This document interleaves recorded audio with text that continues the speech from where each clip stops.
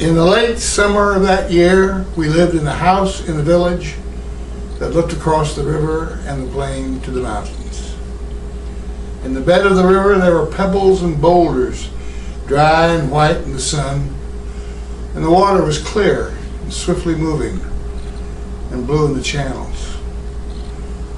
Troops went by the house and down the road, and the dust they raised powdered the leaves of the trees. The trunks of the trees, too, were dusty, and the leaves fell early that year, and we watched the troops march along the road, and the dust rising, and the leaves stirred by the breeze falling, and the soldiers marching, and afterward the road bare and white, except for the leaves. That paragraph is the first paragraph of one of Ernest Hemingway's greatest novels, A Farewell to Arms. It's the first paragraph of a great book. And he wrote 9 great books, novels, 4 books that were nonfiction, approximately 100 poems, a play. He wrote over 300 pieces of journalism. The man was very prolific, but he also managed to be he was more than just, in my opinion, the best writer of fiction since William Shakespeare. But he also led a whole generations into a whole new lifestyle of big game fishing and safari and hunting big game and fishing for big game and fishing and hunting for little game and bullfighting. And he was a man who created a whole new life for the working people. And it made it possible for more than just the rich to do these wondrous things that the rich enjoyed for so long because they had the money. Ernest Hemingway was a dynamic individual who was he was an icon, still is. He's the subject of the biggest, largest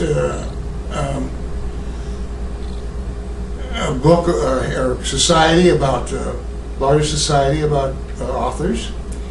He's considered. He was a great drunk. He drank more than you could ever imagine. He was a great man. He was shy. He was gentle, and people loved him. And I have written a book about him. I never met him, but I have met people who knew him. I have met 12 people who knew him of various ilk and occupations, and I've made very good friends with some of them. And the book is about what I've learned from these people about Ernest Hemingway and what he's really like. Now, the book is called The Best Friend I Ever Had. The best friend I ever had is a phrase that was used by one of my good friends until she died 5 years ago, Tilly Arnold. Tilly Arnold was once asked by some college professors if she had ever gone to bed with Ernest Hemingway, and she got a tear in her eye. She says, "No." I was sitting right next to her when she said this. She said, "No, I never went to bed with him." She said, "He was my best friend. He was the best friend I ever had." And that's where the title of this book comes from. And inside of it are some revelations about Ernest Hemingway that you would not imagine about this brilliant but gentle man. He lived his life roughly in phases.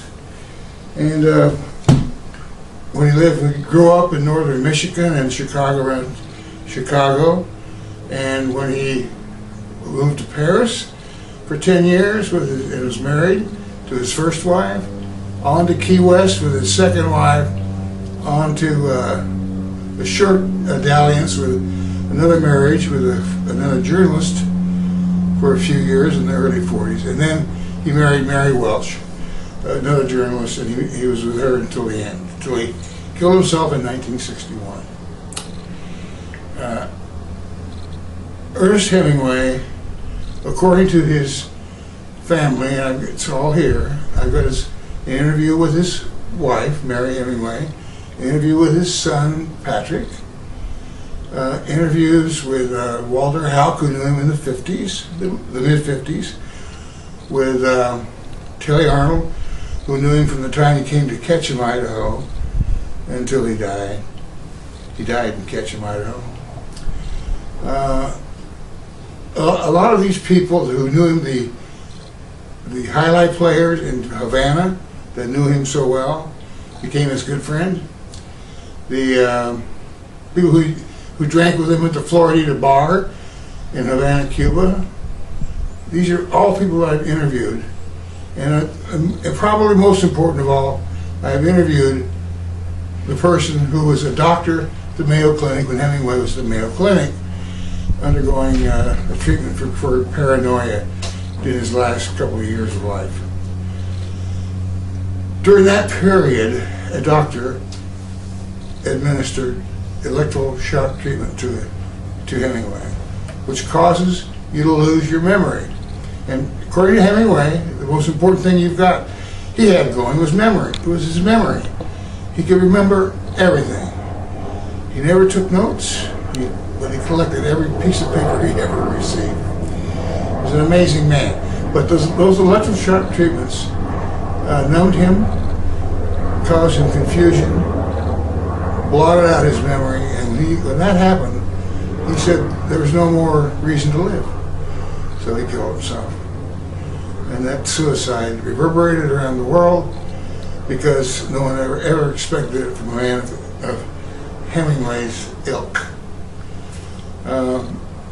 My book is unusual in that it reveals a lot about Hemingway and from the people who knew him, things that he said to them. And almost all these people, except one, loved him dearly. He fought in one war, and he served really as a journalist in 2 other wars, and then he observed 2 wars in addition to that.